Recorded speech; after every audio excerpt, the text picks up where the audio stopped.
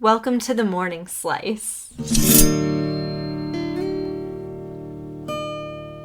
Hello, everyone. Welcome back to the Morning Slice. I'm so excited to have you here. It's been quite a while since we've released a new episode. And actually, this episode you're about to hear was recorded back in 2020. So, my apologies for taking so long to get it to you, but it's a good one.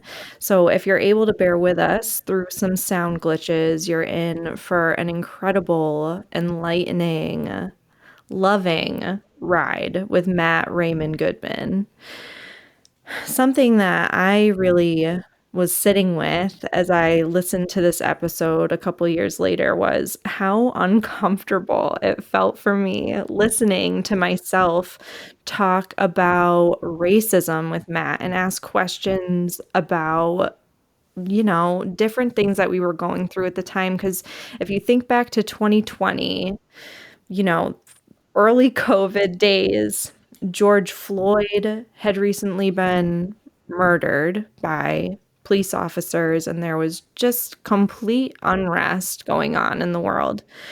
And something that I love about Matt is that he speaks so beautifully and clearly and compellingly. Is compellingly even a word? I don't know, but he speaks that way about these topics.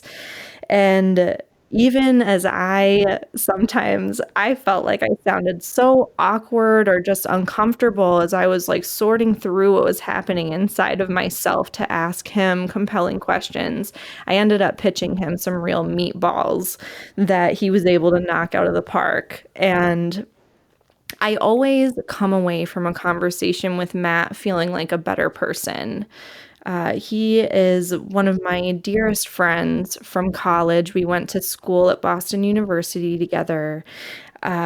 We worked in the dining hall together for all 4 years of college. He spent some time in the Peace Corps in Uganda. He is trained as a teacher. He's also worked as a teacher of teachers. I don't want to spoil too much. We're going to get into it, and I'll see you on the other side. Enjoy. Hi, my dear. Hi. Welcome, Matthew Raymond-Goodman, to the Morning Slice podcast. I'm so excited to Yay. have you here. Me too. Thank you for coming. Of course.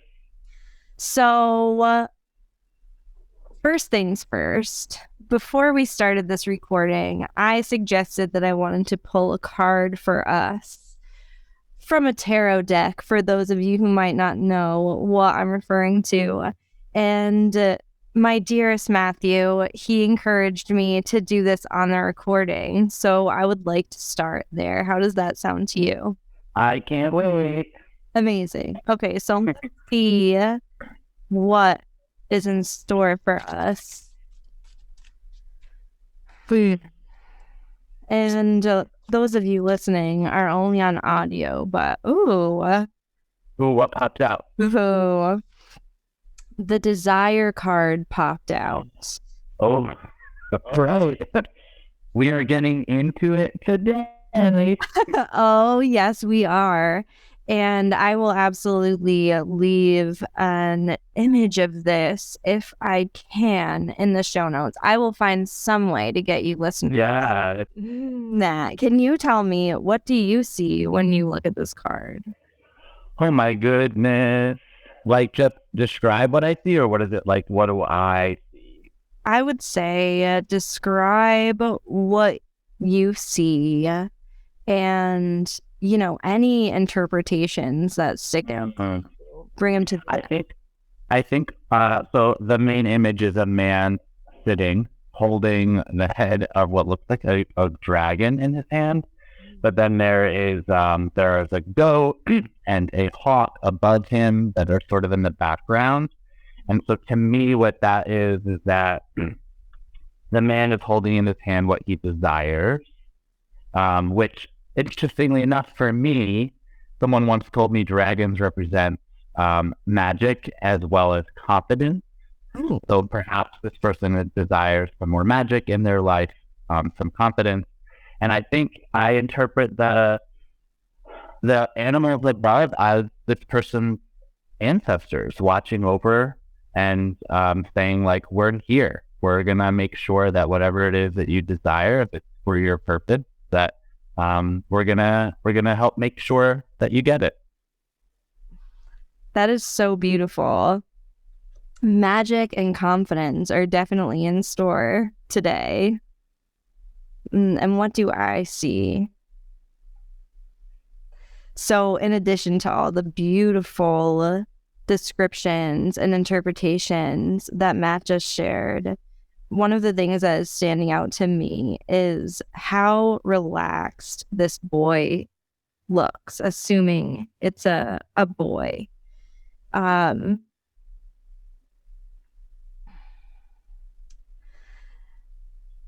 It doesn't look like he's striving for anything. He's just gently holding this golden dragon's head in his hands and gazing, kind of protected by these like ancestor type images, building off of what Matt said.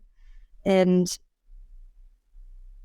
that's what I got. Other than noticing this gorgeous red flower, I just Is that a lotus? I think that's a lotus. I think it is. I really love that.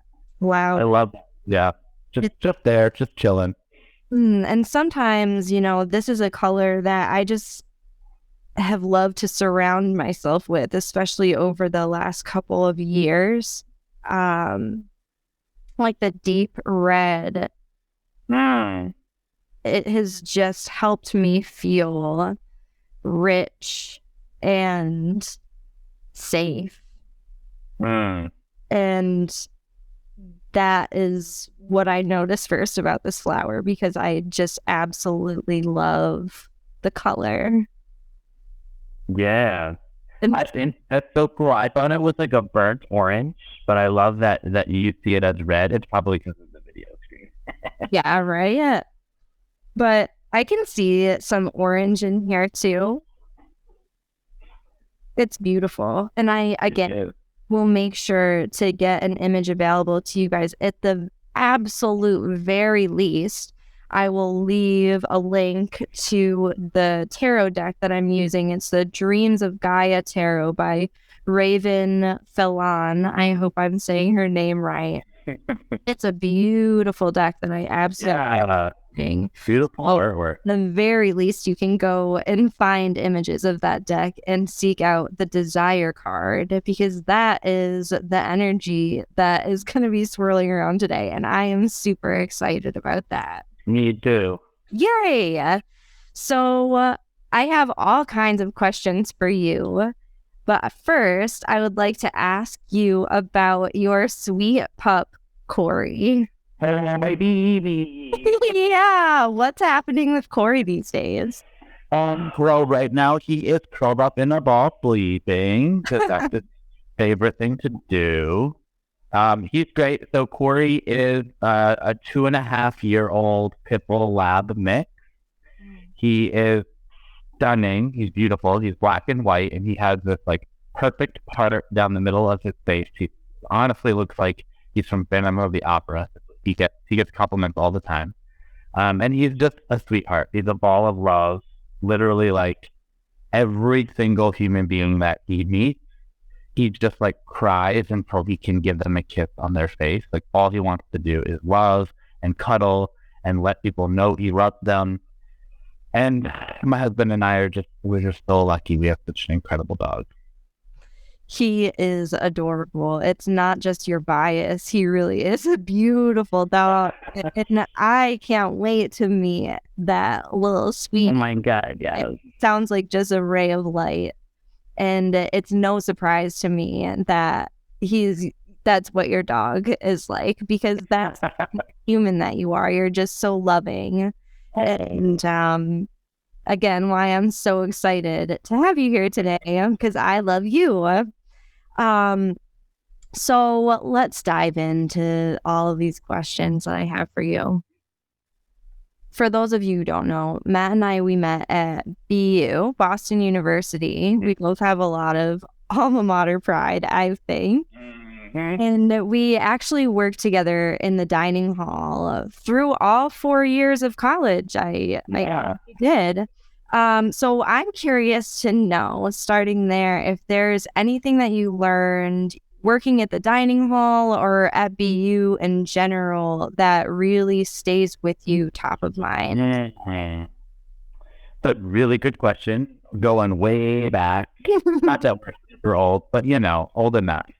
I mean, I think what I took away from my experience in the dining hall, it was actually the first professional job, the first professional setting I had where I was fully out of the closet. And so I recognized that despite that, being out with all of my friends, out of college, everywhere I went, it being a professional setting, I still wasn't sure if I would talk about that. I wasn't sure if it was appropriate to talk about sexual orientation at the workplace. So I don't know that I actually fully embraced that part of my identity at work, because I still had a lot of fear around it and a lot of my social conditioning that told me that's not for the workplace. But quite honestly, it's my friendship with you in that work setting that allowed me to feel oh, this is no different than being in class, hanging out somewhere outside. We're all just people, human beings, the setting we're interacting in. I get to be who I am. This beautiful person, Brianna, is being who she is. And we're clicking off for so many different reasons. So of course, I'm going to be my full authentic self. And so that was, I think, a really powerful situation for me. Oh my God, you have no idea how much it means to me to hear you say that. I didn't really know that before, and my heart is just touched. Yeah. Wow. Especially, looking back, I think college is a time where we're all in some ways grappling with that authenticity of being who we are.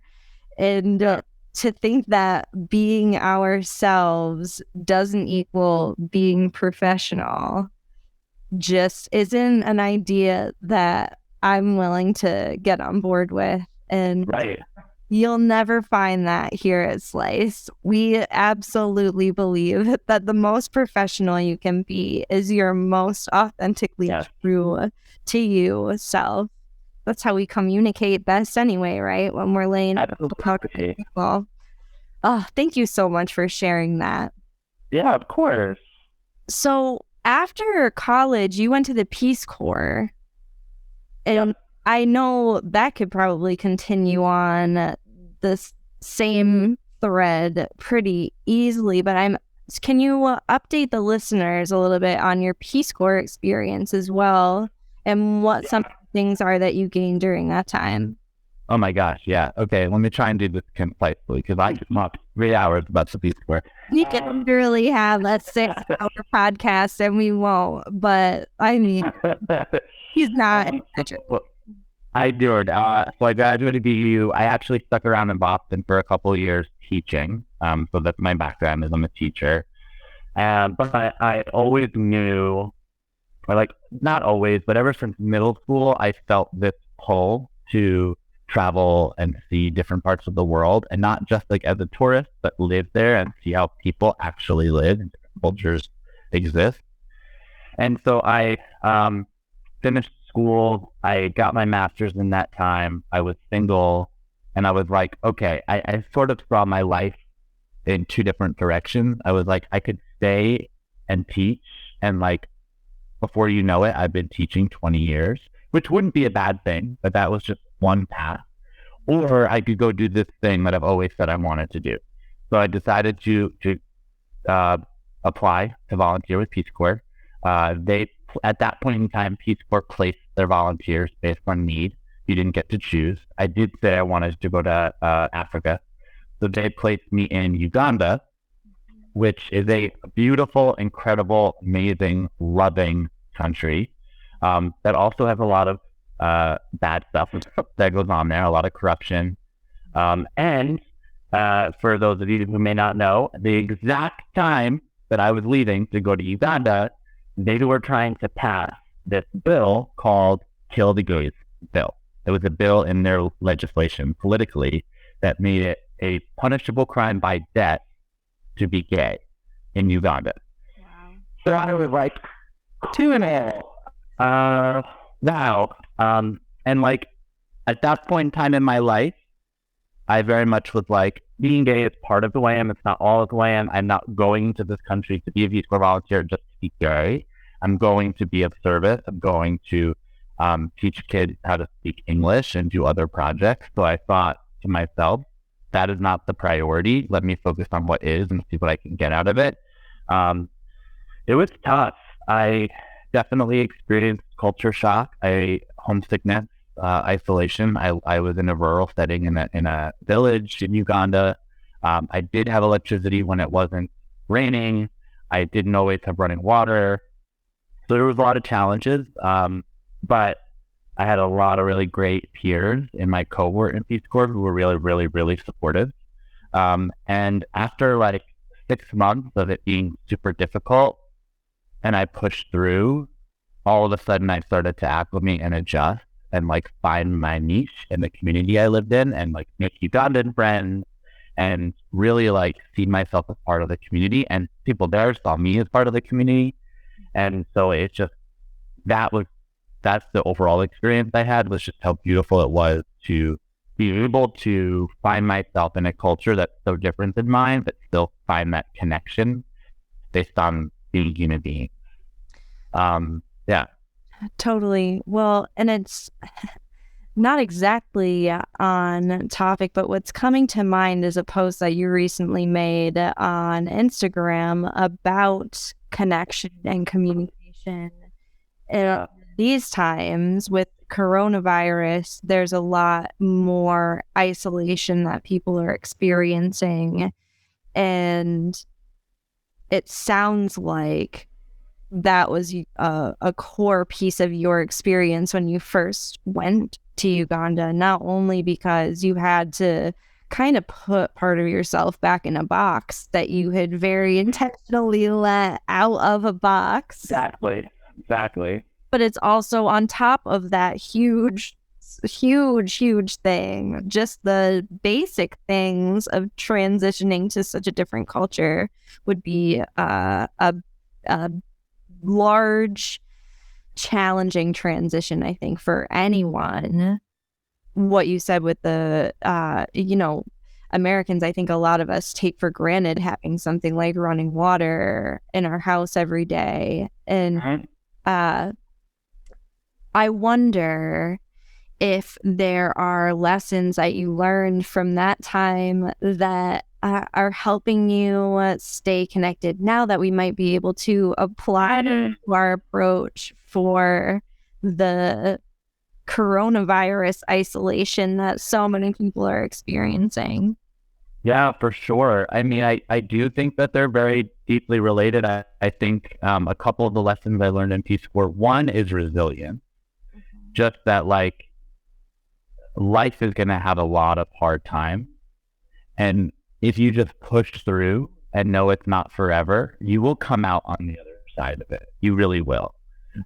If you live your life knowing you can handle it and you can do it, then you will.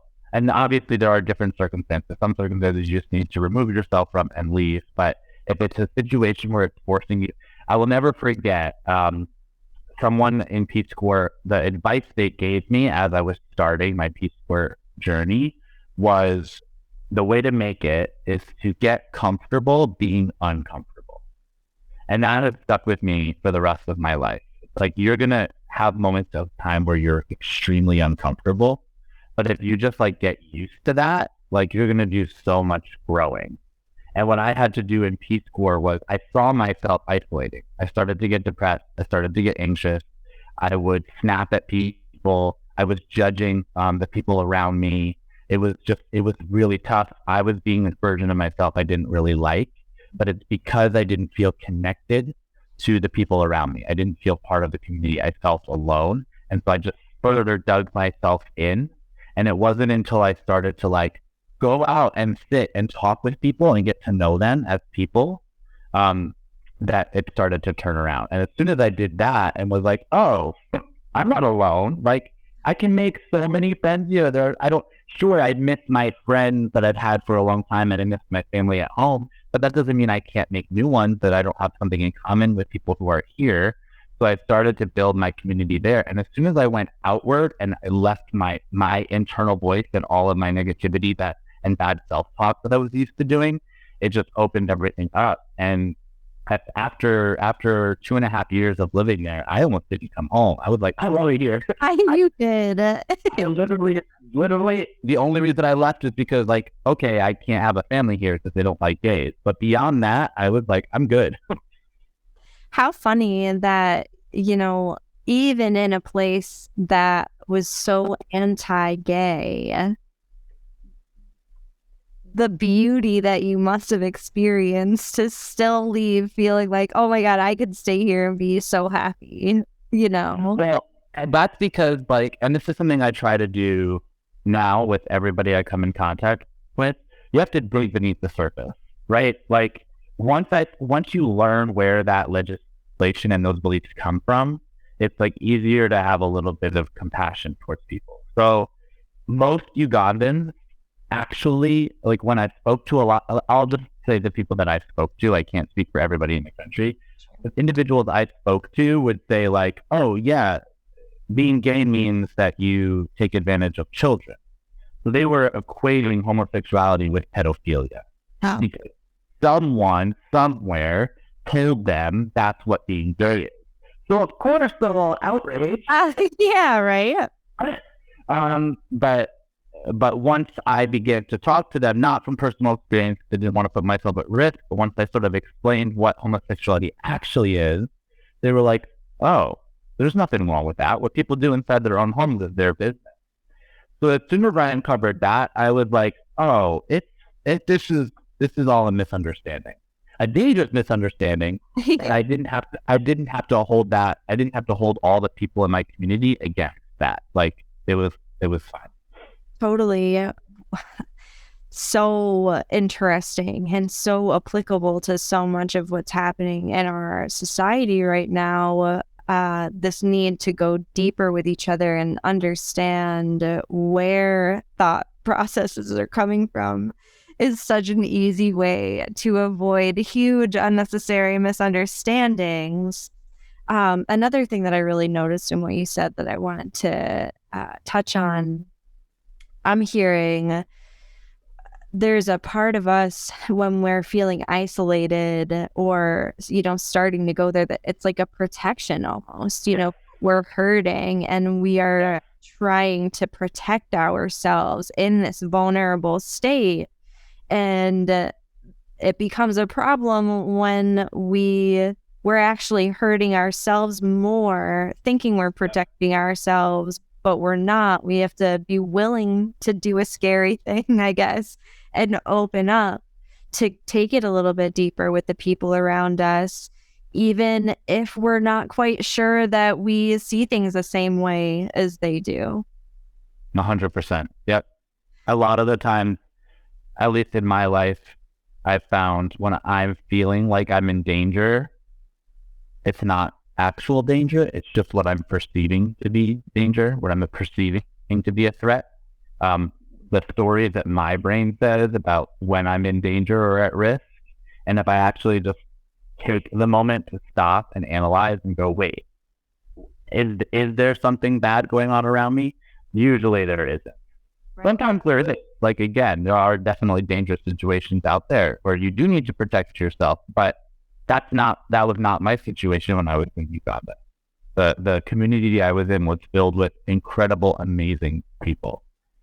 Sure. Well, and it's so understandable, though, that on a surface level, going into this place, knowing that there is literal kill the gays, yeah, as a message in that culture, like, that is a literal threat on your life. It's so understandable. And I love how what you just said speaks to an emotional intelligence to really be able to sit with ourselves and evaluate risk to address something like anxiety, because I think so often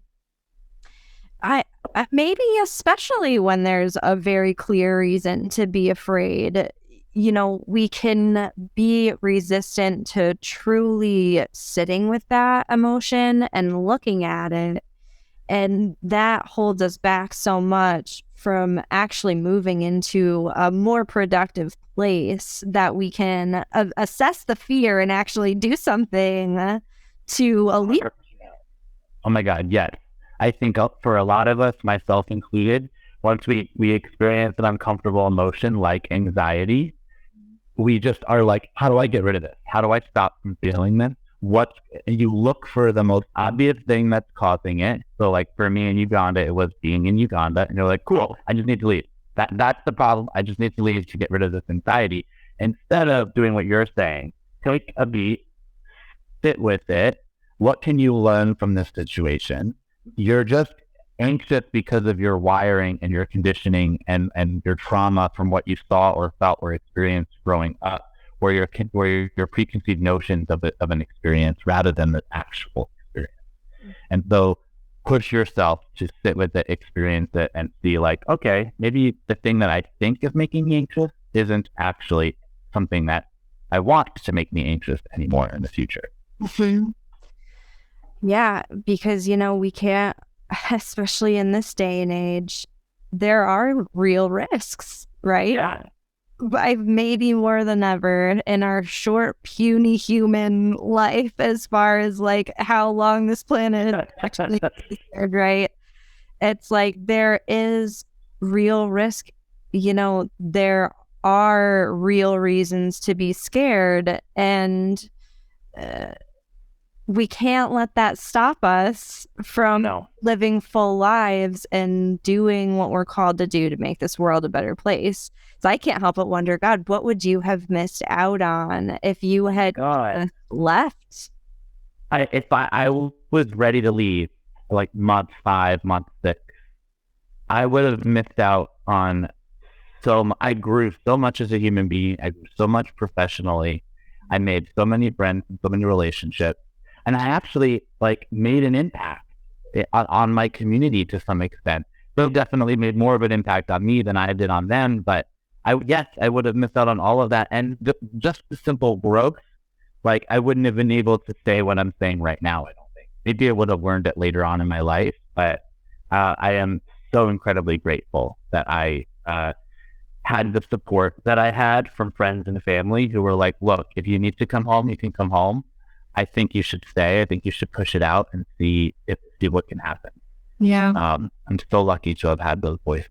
Yeah. I'm grateful that you stayed, even though I desperately missed you while you were out. So switching gears a little bit, I guess. It's not really switching gears, but you've spent a lot of time as a teacher. Yes. You have been a teacher yourself. You're a teacher of teachers. You're an advocate of teachers. You just are immersed in teaching from my perspective.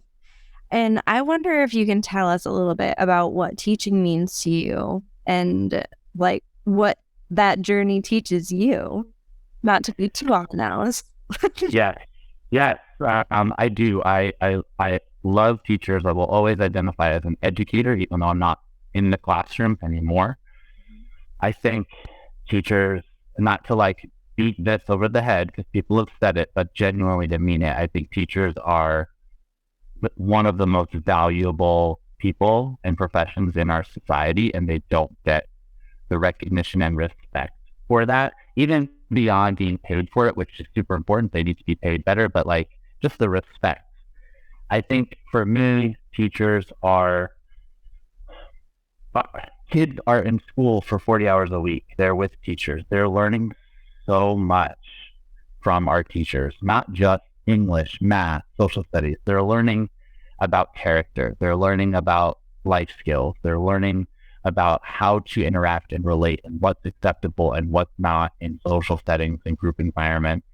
And I think when teachers are doing a really great job and are really in it, they are truly giving their students the possibility and the hope of being whatever versions of themselves that they want to be. I think that is why I love teaching, is that you're literally saying to a child, what I'm going to give you what you need so that you can grow and bloom and blossom and become whatever you want. Truly, whatever is in your heart, you're going to get there because you have teachers who are giving you whatever skills and knowledge you need to get there. And I think that is so remarkable and so beautiful when it's done well. Oh my goodness, absolutely. What a world it would be if every kid was getting that message. Yeah. And so I wonder, one question that comes to mind, you just painted like the ultimate ideal picture, right? Yeah. When a teacher is in it, I think are the words that you use. And instantly I was like, well, we're not setting them up for that. No, not. No, we are not. Even in what you mentioned briefly, like money is only the tip of the iceberg. Yeah. I think it's never been clear how much money at a baseline can free people up to be in it, so that they're not, how many teachers did I have growing up that were working a second job? Yeah. In LA, so many teachers that I tried to like organize and get to come to events were like, I have to go to work after I teach. What? Yeah. How? You have the most important job on the planet, with the exception of maybe doctors who are saving lives. I don't know. I mean, well, one could argue, and you can ask my partner. I do like to argue, but you could say a teacher, especially if, it's no secret that adult influences are huge in a child's life. Yes. Not having even one positive connection like that can be a protective factor for so many negative outcomes when it's 100% psychological growth and development. And, yes, doctors are saving lives. Doctors are important. So it's not a competition here, people. But teaching is like, you could potentially put a child on a better path.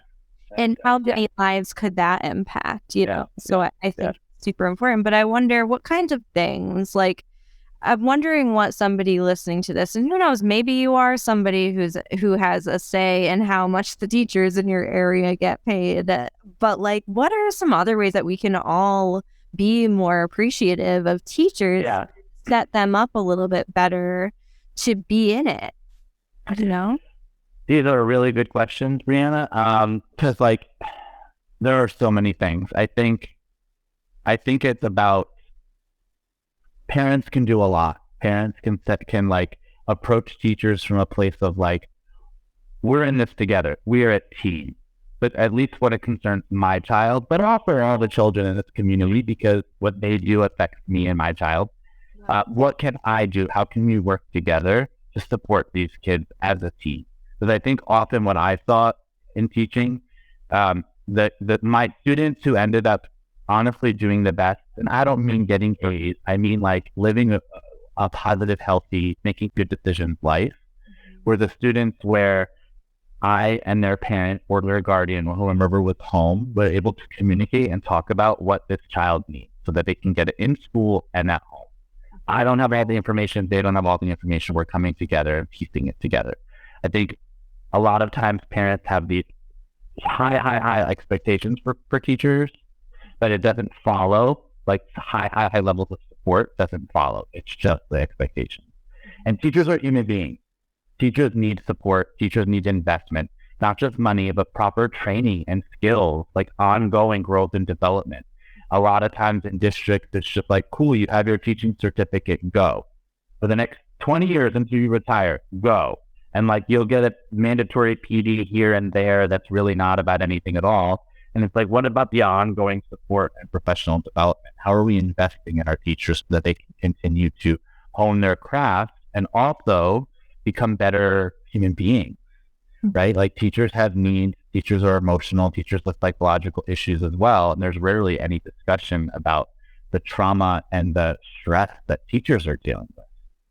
Oh my gosh, what an emotional load to have a bunch of, in progress humans relying on you for so much day. So much responsibility. Mm-hmm. And on top of that, it's like, look, and I'm gonna take it there because I know with you we were gonna get there anyway. Yes. We're in the middle of coronavirus, which brings its own really difficult challenges of teaching. I think we're uncovering a lot of what doesn't work in our education system.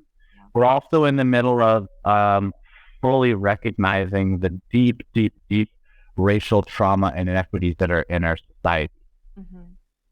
It's a teacher's responsibility to talk about that and hold that space with their students and not let their own bias or opinions come into the picture so that all of their students, regardless of their background, are getting the same level of care, consideration, education, and feel like, cool, this is happening. I need a place to process this.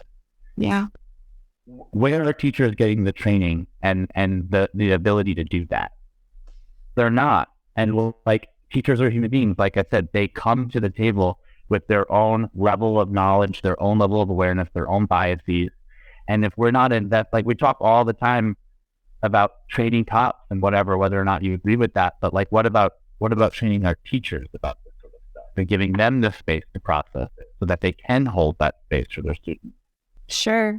Oh, and I wouldn't be surprised. I wonder if you see this as part of the defund the police movement would be to reallocate more resources into education. I mean, when you talk about prevention, it goes back to what we just said before. Having even one positive adult influence can make such a huge difference in a child's life, even if they've gone through awful, horrible traumas. Just having one solid person supporting them makes such a huge difference. So when you consider that in the conversation that we've already had about if you make that big of a difference in a child's life who's having a negative experience that might lead them towards something like crime or drug use or, things like that, that is such an effective way to prevent, it seems to me, possibly. What do you think of that? I mean, I think what you're getting to is the systemic racism and inequities that education is one extremely important piece of, which is that we have these communities that have just been abandoned and de-invested in, right? And so because in America, property taxes make up the majority of funding for schools in areas that are predominantly low-income families means that school is not generating a lot of income, which means that they don't have the resources that they need to properly educate and invest back into that community. So it's this cycle. And that's what happens is people get trapped in this cycle that they cannot get out of because the system was designed in a way to not uplift communities that need it, but rather just like hands off, whatever you come out of, you come out of. Right. And that's the real difference that could be made. And that's why it's like, yes, 1,000% what we're saying, teachers, incredibly important, but the actual policies and system of how our education is structured is also incredibly important. And we're seeing that because teachers are also in it and they're speaking up. I mean, I don't know, Brianna, have you heard some of the stories that have come out recently? Did you hear about that teacher in Texas who got dismissed? No, please tell us. So it's a young woman. Please forgive me. I forget her name, but we can look it up later. Fine. And we'll put a link in the show notes. So she had her virtual classroom set up because that's what's going on right now. We have virtual classrooms, which means that the students see a classroom on their computer screen, and it's filled with different things, artwork, whatever, and you can click on it, and it's usually a link that can take you to a website or something to get some information. So she, on her virtual classroom, had a Black Lives Matter flag and had a rainbow flag for LGBTQ people. And parents complained because it's Texas. I don't want to generalize. The community she was living in was more conservative.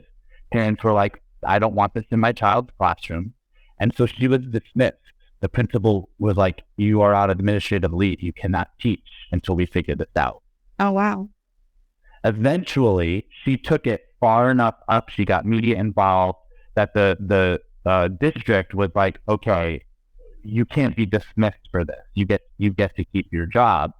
But it's like, that's what the system was designed to do. It's like, if a teacher is talking about something that is like socially like, oh, we don't know where this is going to go. This might teach our kids to accept people and love people. Like, you get dismissed. And so teachers are finally like, nope, I've had enough of this. If you are going to ask me to teach, I'm going to teach the values of inclusivity and love and humanity, and just like raising my kids' consciousness and awareness to what's going on. Sure. Ah.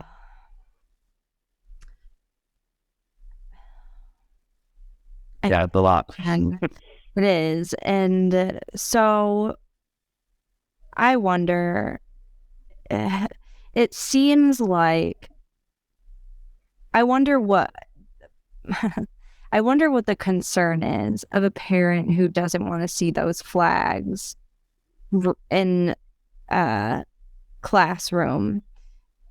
You know, I guess the question I would love to ask you, as someone who has been a teacher in incredibly diverse environments,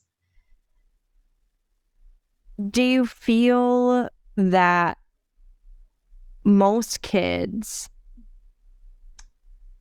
like, do you think a straight white boy, for instance, in a classroom feels excluded by seeing flags like that? Is there anything additional that even needs to happen to make sure that there is 100% inclusivity? I guess for me, it's like, if I'm waving a rainbow flag and a Black Lives Matter flag, it's like, I love everyone and I want you to feel comfortable. And I don't know, for all I know, we might edit this whole question out and not do that. But I guess it's just, my brain is just like, why? What would compel somebody to be so upset about those flags that they... Yes, that's your question. But why are parents? Why do they care so much? Right? Why? What's the concern? Yeah, and I don't think it's about the kids. I don't. I think if we actually ask the kids, they'd be like, "What? Cool. We're learning about different kinds of people. Like, I'm fine. Why wouldn't I be?" I think it's the parents that are, whether they're conscious of it or not, they don't approve of Black Lives Matter. They don't approve of gay rights. And they definitely don't want their child being taught it. Because for them, it's like, this is public education. So all that kind of stuff, families and people can talk about it in their own private lives, but not public education when it's affecting my child, because that's not how I want to raise my child.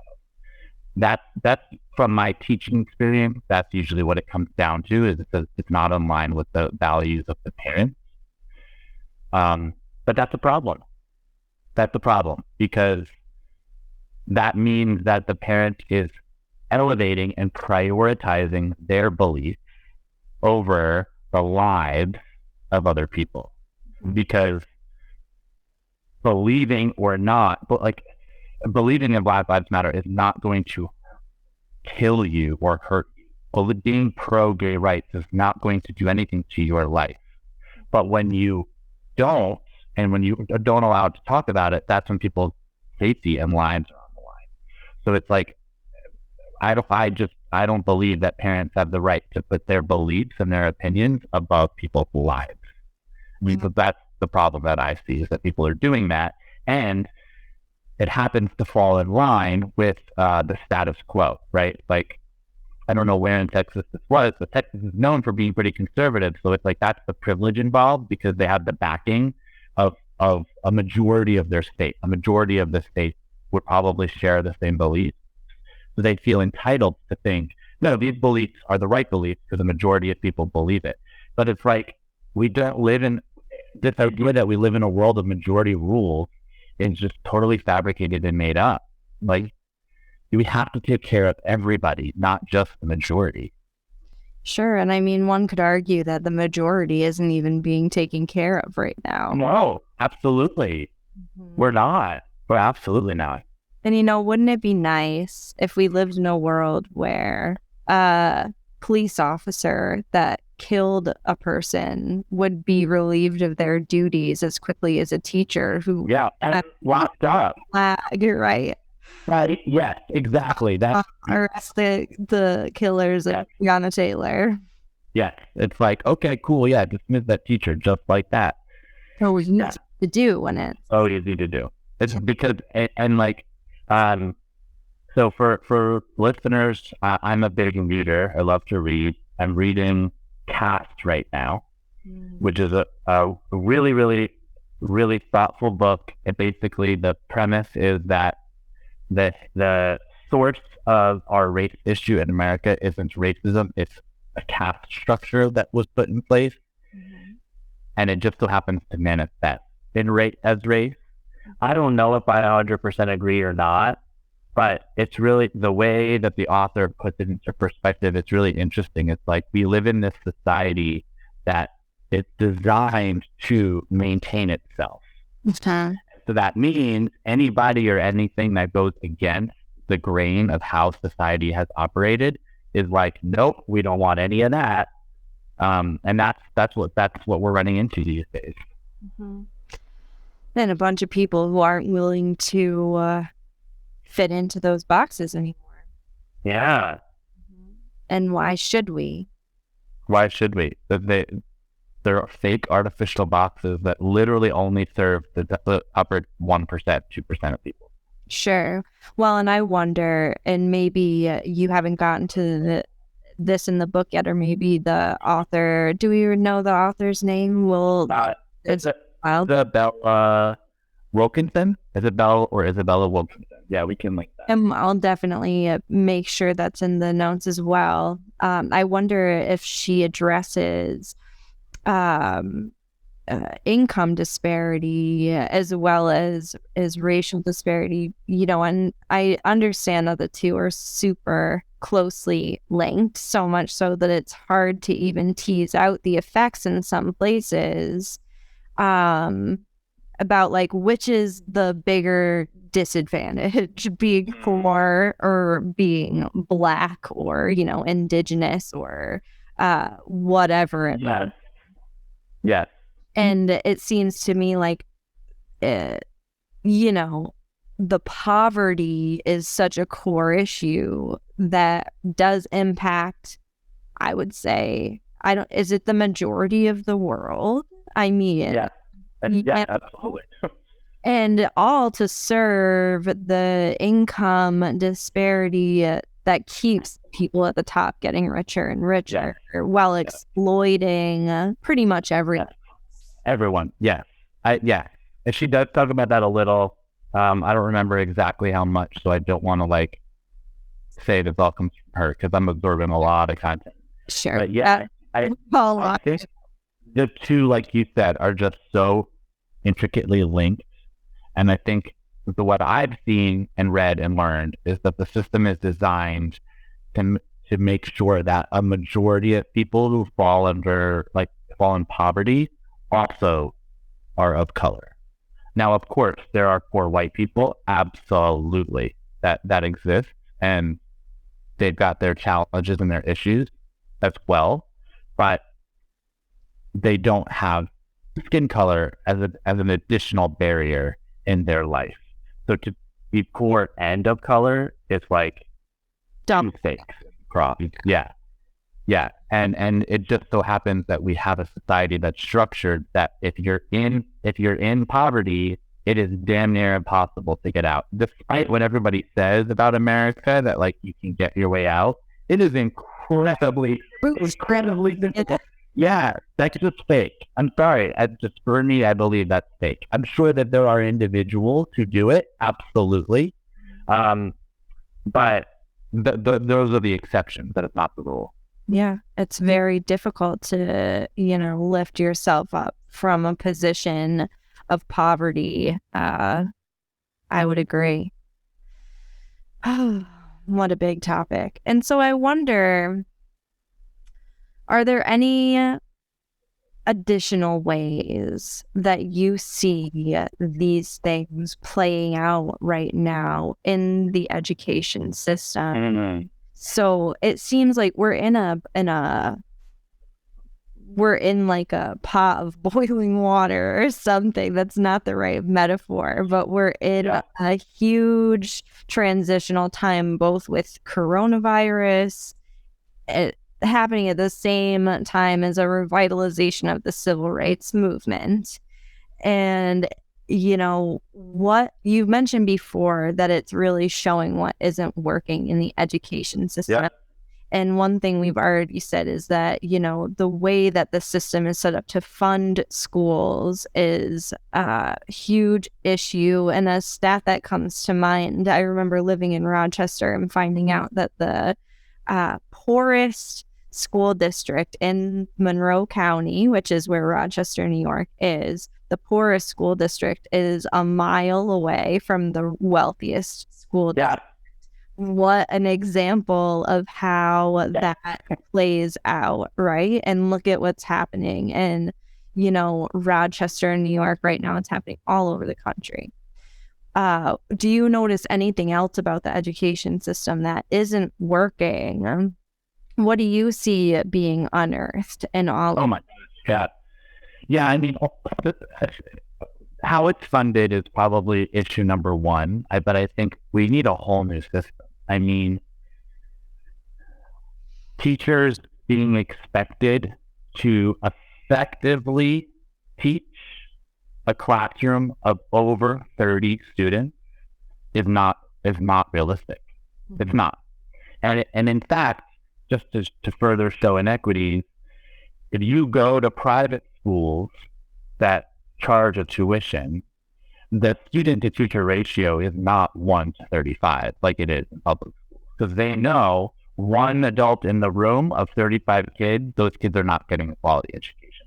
Yes, there are definitely some teachers, again, individuals who are just so damn good at their job that they can manage to do it.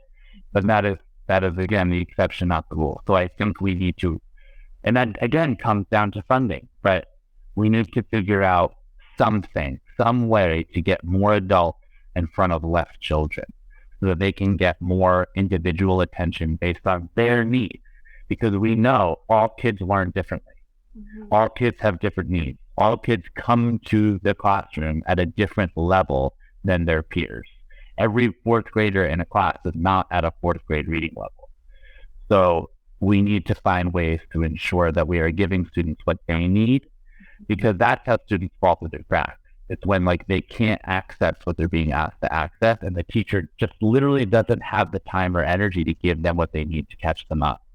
And so maybe we need extra programming, extra individuals. We need new roles in schools.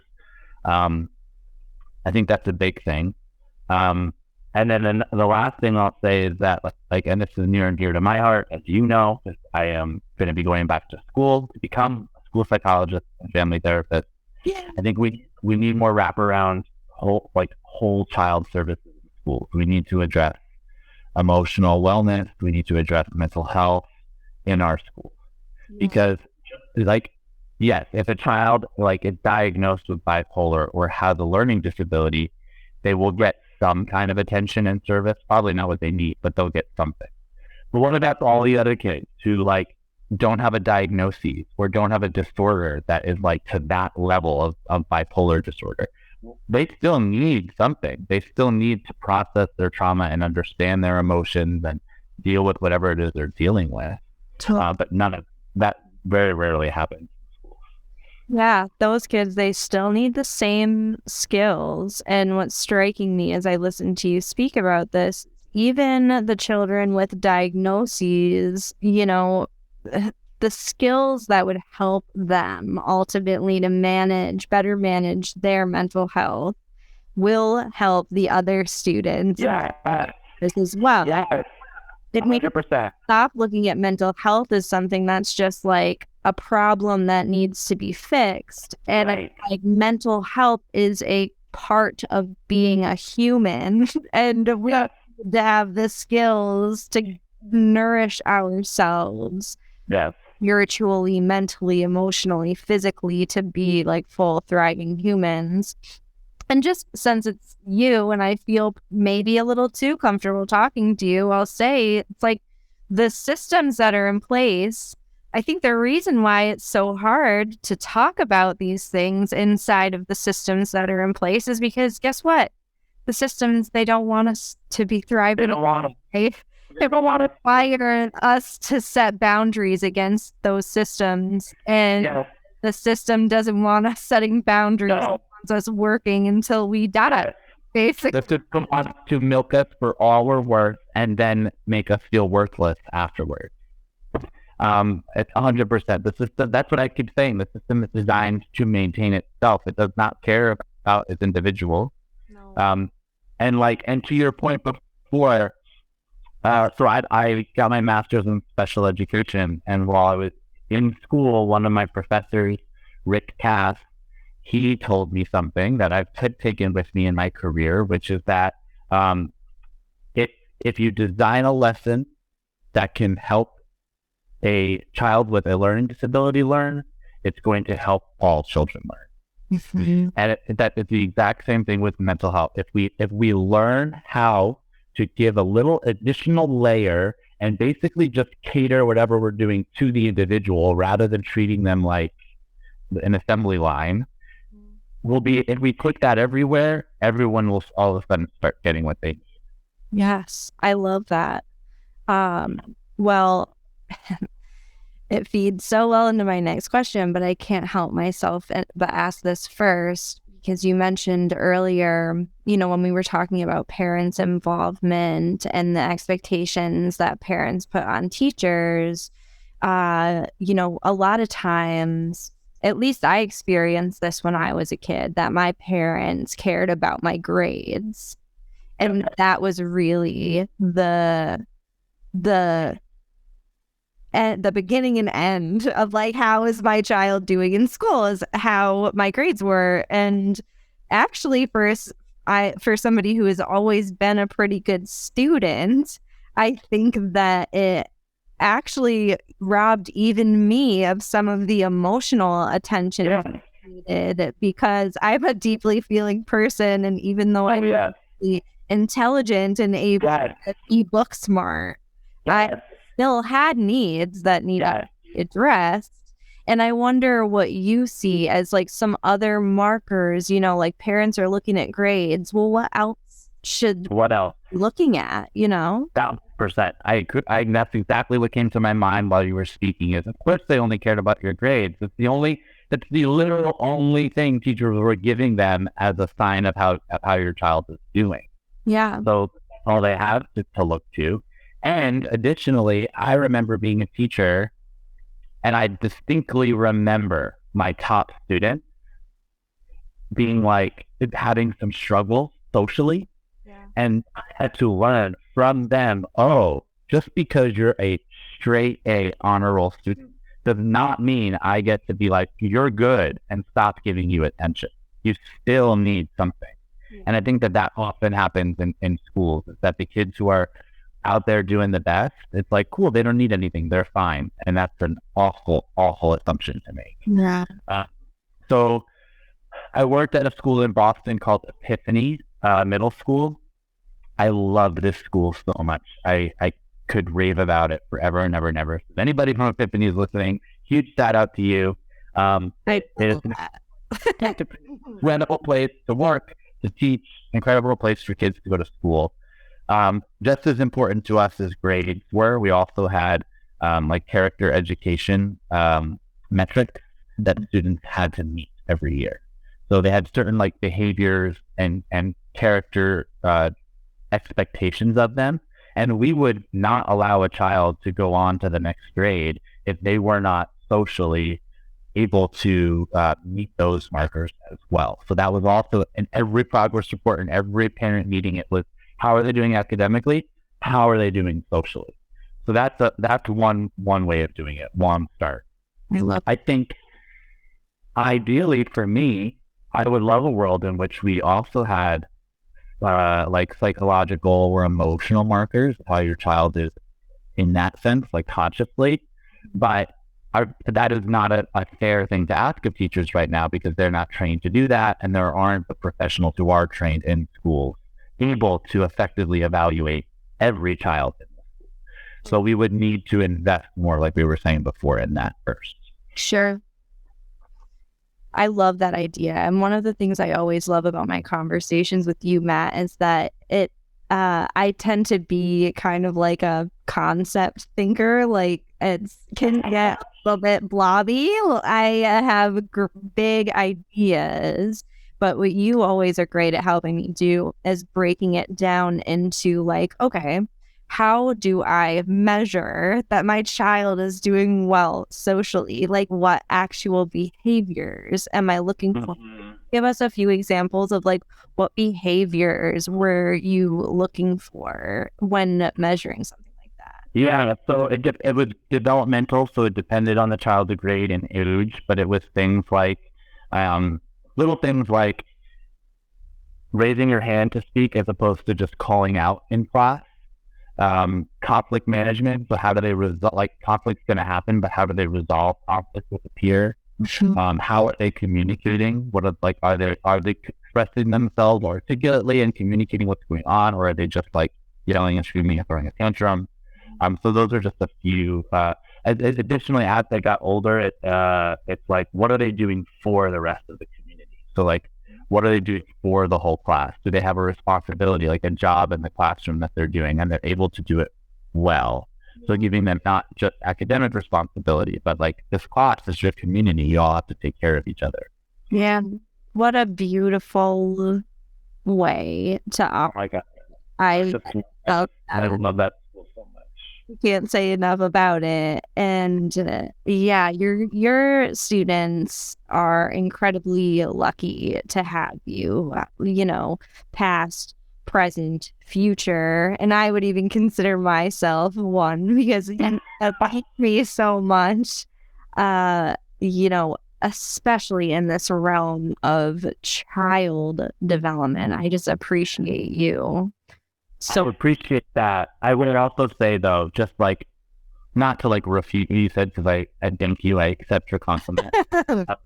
But I can confidently say, I taught in Oakland for a year after Peace Corps, after I came back. And I was not a good teacher for my students, because I didn't have the support I needed to be a good teacher. So like, all of the support, like everything I'm talking about in my school in Boston and Epiphany, we had 14 kids in the class. I often had another teacher. We had a lot of planning time. The principal genuinely believed in me and cared about me and gave me every resource I could possibly need to be good at my job. At Oakland, it was a much larger school. I had 3 classes of 30 plus kids each, and I was the only one in it. It was just more than I could handle. So emotionally, I just couldn't keep up. And so because I didn't have what I needed, I also wasn't giving my students what they needed. And that's why I know it's so important to invest in our teachers, because they can't do the impossible. They need support. Sure. That must have been so difficult. I know how. And that's why you're such a phenomenal teacher and such a well-rounded teacher at developing humans, like well-rounded functional humans, not just book smart kids who can make it work in the system, but like be happy, be producing something of meaning in society. Like is your willingness to go deep and to look at what's happening with a child. And what I'm hearing is there is a lot that we can do to set up the education system to give teachers what they need to go a little bit deeper with kids in these ways. And, it requires, from my perspective, it requires every single one of us to go deeper with ourselves in these ways. Yeah. We are all contributing. It's like you said, this is our community, right? We all contribute to this community. We have to value it so that we can create a society that values it too. And it feeds in perfectly to my next question, which is, I wonder what you would love to see in the future of education. We talk a lot about we got to build a new system, and I am on board with you on that. We've been talking for many years about all of the amazing things that we want to create, and this is just the beginning. But I wonder what your vision entails. Are there any things? I think it can be kind of a big idea, like build a new system, and then there's going to be that's way too big. That's unrealistic. Right. But I don't think it's unrealistic. I want to know what you see. What would be amazing? Yeah. So what would be amazing is if education was prioritized the way it should be. Because like what we were just saying, it's not just about you and your child, right? Like all the children in your area and your community, how they're being educated is going to affect you because you all live together, you all relate together. I think smaller classrooms, smaller schools, like our schools shouldn't have thousands of kids in them. It's just too much. So smaller classrooms where there's more adults that can provide layers of services to them so that teachers can truly take care of what they're trained to take care of, which is content, academics, managing the classroom, and then either train teachers in other things or have other professionals in the school, in the classrooms that can handle the mental health, can handle the physical health, can handle all the other things that come when children come to school. I think getting more community and parent involvement in the school would be incredibly important. Like parents need to, and this is like all the systems are interrelated. Parents need to be able to take time off work without being penalized for it and feeling like shit, now I can't take care of my family. They can go visit the school and give back and support and see what's going on and participate and engage. I think once upon a time, I wanted to start a school. I don't want to anymore. I envisioned at a certain age, instead of taking class, kids will go into the community and will work, quote unquote, for the local jobs and businesses and be able to make a little bit of money. But more than that, they're building relationships in their community, and the community is seeing these students as an investment and not as a burden or a risk. I also would love to explore different ways of teaching and engaging students. So I'm a middle school teacher. For anybody out there who knows kids and knows teaching, middle school is like really, really, really difficult. Like, why are we forcing kids to sit in a chair for 8 hours a day? They should be outside learning and playing and exploring and using their hands and relating to each other. Like, it doesn't have to be just like, here's a book, read, write, listen. Like, that doesn't work for every child, and it doesn't work across all years of their development. It's bringing up to me that in our local schools, at least some, with the whole virtual learning and part-time classroom, part-time virtual, what you just said is struck me that in some schools, kids that used to at least move through different classrooms throughout the course of the day, now it's becoming worse, like they are only in one classroom for the whole day. This was a middle school teacher who I was talking to about this, and I was just like, oh my God, that sounds terrible for a kid to just be in a room all day. And like, does the room have windows? I hope that at least. And we're not, as human beings, we're not wired for that. Like the system of education was reformed and created to match the Industrial Revolution. Literally, like our current system of education has not changed much since the Industrial Revolution. We are still treating our students like assembly line workers. And that's why there are so many emotional issues in schools. That's why so few kids are excelling academically, because it is not an environment that's conducive for them to thrive. Yeah. Like you said very pointedly before, they don't want us to thrive. They just want us to, they're literally like, why do you think 40 hours a week you go to school, 40 hours a week is a typical full-time job? We're literally trained from kindergarten to expect 40 hours of our lives to be given to the system. Yeah. And how perfect, because that way our parents can be giving their full 40 hours. Exactly. Where's the problem there? I mean, there's the problem with that child care. Yeah. Get the wisdom to matter there. And we're just breeding them to work on our assembly lines when they get out of their it doesn't seem it it makes me wonder if it seems like in the response to coronavirus, in some ways the systems right now, sometimes we might be seeing them trying to double down. Yes. And I really hope that we're coming up to a moment where we're ready to do things differently, because being a human is changing, and I see us becoming more emotional. I actually think it's one of the ways that we're evolving, and to bring desire back into I feel like our desires are what guide us towards our highest fulfillment in the world, like creating something of meaning, bringing things to the world that benefit everyone else around us. If we can figure out what we truly want and follow that, then it's going to be good for everyone.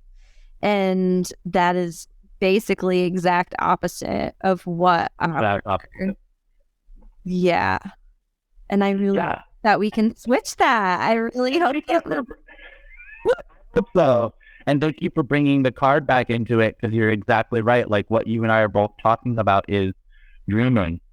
Like you just asked, what dream, vision, what would you like to see change? And that's what that card was all about. Like the dragon was magical, but it's going to require some change and some transformation. And that's the other sort of like nail in the coffin, is that a lot of us are socially conditioned by society, media, parents, to fear change. And to be afraid of like the risk that would be involved.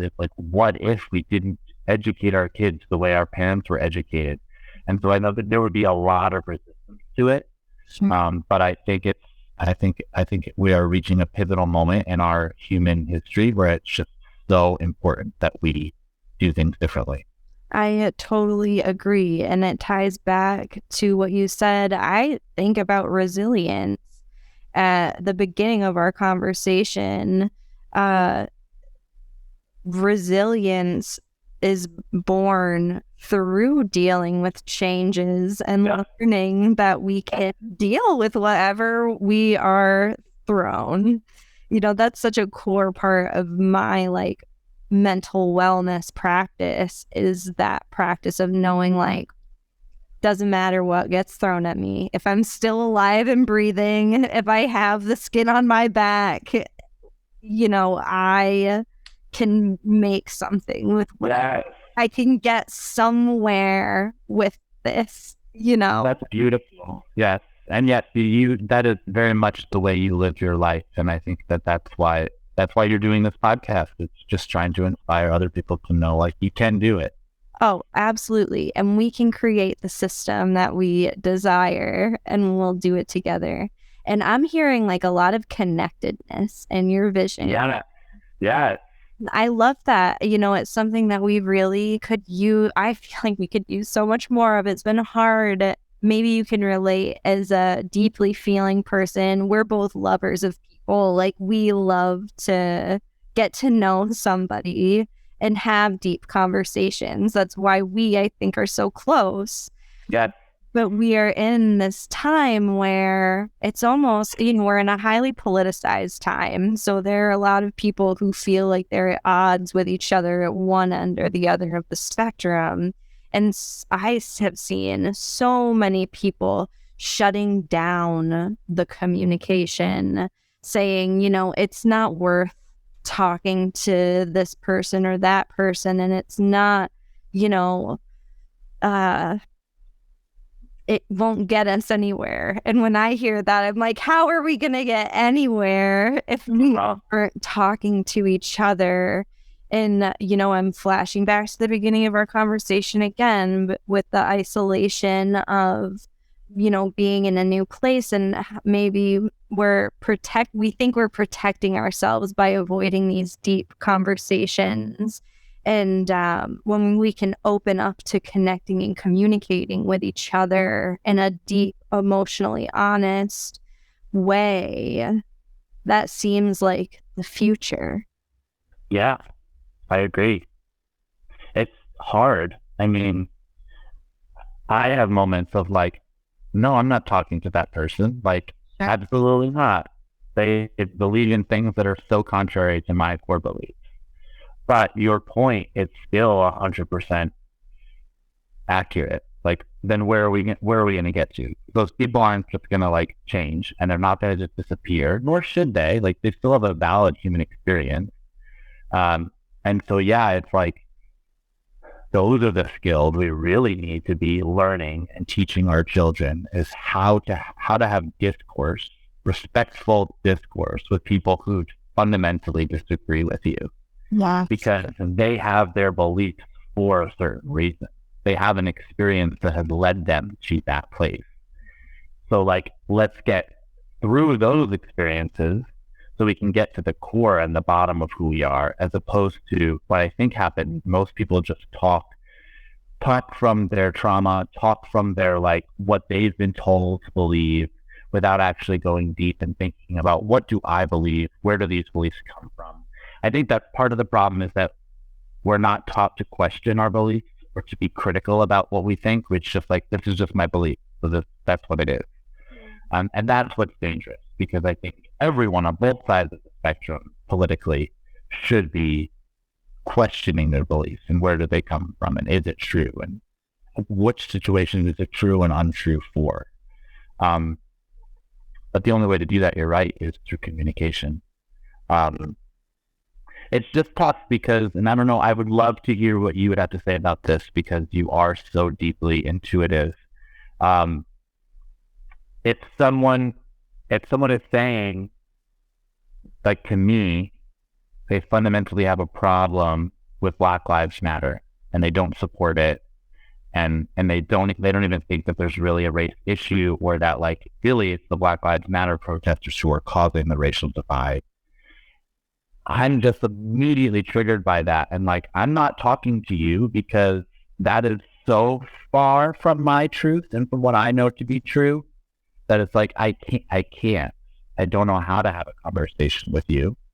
My assumption is that they will not ever change, and that they believe that, and they're saying that to me, then that's it. They're not going to change. So it's like, well, then I'm not going to waste my time or energy trying to talk to you if you're not going to change. Sure. So like, those are the situations I don't know how to deal with. Sure. Well, I can riff on it a little bit while being completely transparent that I have trouble with these conversations as well. You and I have another similarity, that we're both from relatively rural upstate New York town, yeah. Predominantly white. Yeah. In New York, as a state, I've often said that, for better or for worse, New York State is almost like a condensed version of the United States as a whole. Like, the system is, it's very heavy, and again, for better or for worse.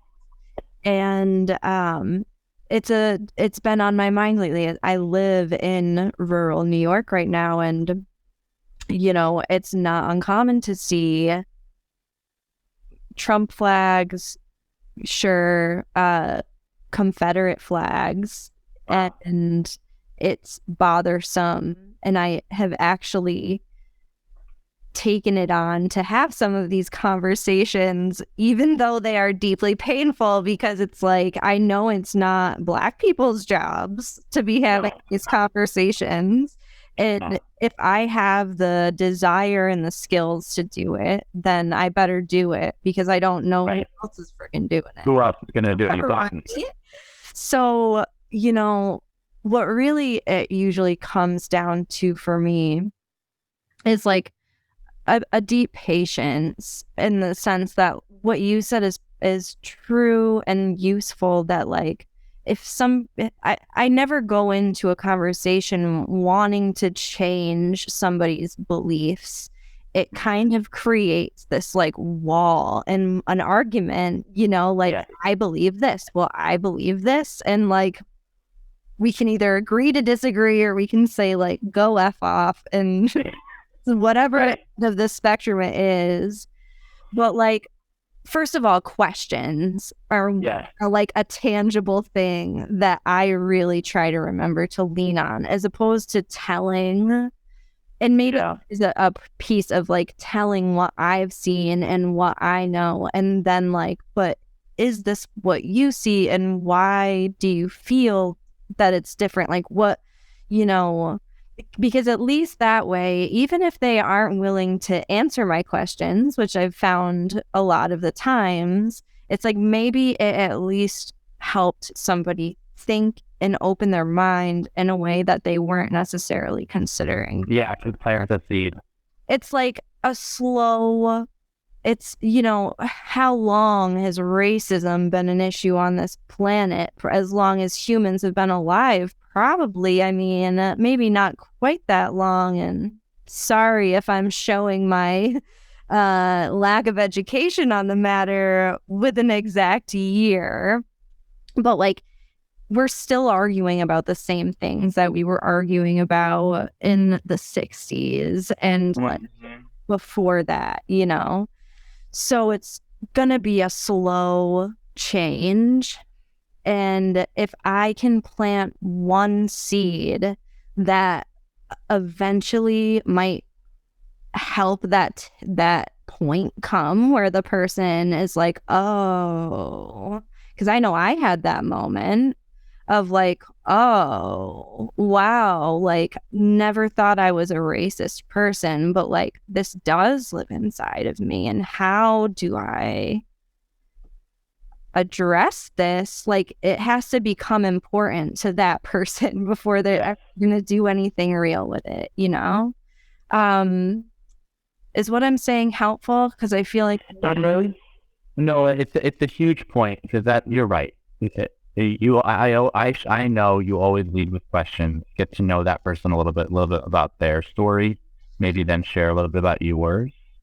But the other piece of this, which I think is what makes it so hard, is and we talked about fear in this. Yeah.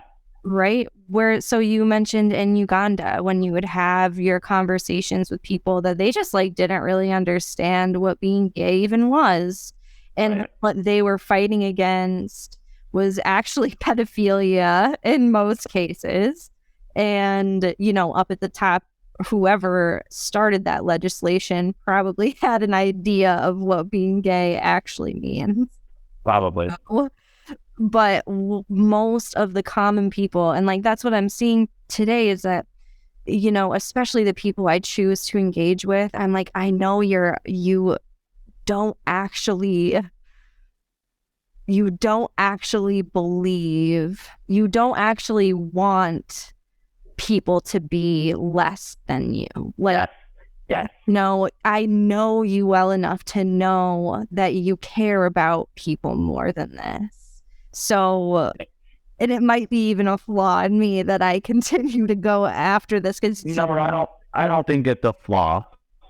And I agree with you. And I think I have those people too. It's like, if someone's open and someone has a good heart and a good spirit, I can go anywhere with them. Totally. But I'm more thinking about the people who genuinely are like, no, I don't like Black people, like genuine racists. Yeah. People who are genuinely like just in it for themselves and their family and their people. Because I think what I'm beginning to sit with in the last few months. I'm extremely, like you just said, I'm extremely optimistic. I love people. I believe in the genuine good in people. What I'm beginning to realize is that there are some genuinely bad people out there. Yeah, that's probably true. And it's like those people that I'm just like, I don't know what to do with y'all. Yeah. And like, honestly, like, they're running a lot of stuff. They're like, they have the skills and the cunning to like get up there and to be CEOs or be whatever. And it's like, I don't know what to do with y'all, because that's something. I do believe that that is something. It's like you hold so steadfastly to a belief, so much so that you are disregarding anybody else's pain or experience. Yeah, it's like a desire to conquer, not. Yeah. We'll use our beloved desire in, but desires fight desires, 100%. Yeah, I do. That does exist. And so good at playing the game, that exists in our world. You have to conquer. Yep. Yeah, and like, oh, it's such a big conversation, but yeah, I'm gonna wait. Maybe able to do that one. I'll start pulling ourselves back, and maybe next time. I have a feeling this won't be our last conversation. Like, we'll have you back on the podcast again. I sure hope so. But it's like when I consider that, I think people who really are sticking with this perspective right now that Black Lives Matter isn't a valid concern. So many times I see it being a very fear-based, tribal kind of like, we are protecting us and what we have always known, and like disagreeing with this with my community would be terrifying, and it would threaten everything I know. Yeah, it's like part of my approach to that, in addition to questions, and I'll wrap my long-winded response, since it's not you interviewing me, it's me interviewing you. But part of my approach in that regard is a kind one, right? It's if you don't want to talk, that's fine. If you're ever willing to have this conversation, I'm here for it. And I'm wishing you the best. I had somebody on a Facebook argument, tell me that I should go back to school or something like that. I know, and you know me, and I'm sure I could have used a few choice words, especially when my ego is in question and my literally. But like, the only way I want to respond in those moments, the only way I can see myself truly showing somebody who they are showing up as a mirror is like, I don't know why you feel like that's an acceptable way to address me, but I really hope that the rest of your day is better than like whatever created this response to a total stranger. Yeah. And like, something created it. I agree. Oh, there's a lot of fear out there. And again, intentional. Like, they want us to be afraid. The system is brainwashing and manipulating us to be afraid so that we will be the warriors for the system. Mm-hmm. And it's like, I hear that. I hear poor and middle class white people, and the fear that I think is at the base is like, well, what am I going to lose in the process? I'm barely taking care of my needs. Am I not going to be able to take care of even more now? Yeah. Like, they feel threatened by that, when it's like, we're not fighting for your piece of the pie. The pie is big enough for all of us. Yeah. Yes, it is. The pie is so big. The pie, I mean, literally, the building in the town of end of the pie. We put that I'm sorry. Fine. You're fine. We like fashion around here. And I totally agree with you. The pie is big enough for all of us, and we'll be able to create bigger and bigger pies. I mean, guess what? Like, we're on this earth. It's all a big Oh my gosh, I love you so much. We are switching gears just a little bit because I want to talk to you about your lovely relationship. Ooh. I love you and Brandon. I love your love. And it's such a complicated time right now. And for those of you who might not be familiar with Matt, he is married to a beautiful Black man, Brandon. And you guys are super public about your relationship for the reason that I think you're both learning from each other about how to navigate this complicated time when it comes to differences between races and all of these things. So not only are you dealing with the complicated nature of living at home with each other. That's complicated. Not even just living at home with each other in a regular way, but living at home with each other in literally together all the time, which is hard enough as it is. And there's all of this difficult stuff going on in the world. Like the system is changing and we're fighting for it, but like it's a lot. And you're in it. You guys are in it. You are working hard and putting out amazing work to move us all forward. And I appreciate that so much. And I'm happy to hear really anything that you care to share about this that feels relevant for you based on what we've talked about. But what I would really love to know, and I think would really help our listeners, is like, how are you guys nourishing your relationship right now? How are you staying connected and loving and supportive of each other when your needs must be incredibly different during this time? Yeah. It's incredibly difficult time. Yes. That's a really great question. And I will start by saying we don't have it figured out. Like, every day we're trying to figure it out and learn and talk to each other and touch base. I will say, I think we're doing an okay job, largely because my husband is he has so much emotional intelligence. He's so engaged with himself that it makes my job a lot easier because like he knows what's going on and he's able to communicate that most of the time, not all the time, of course.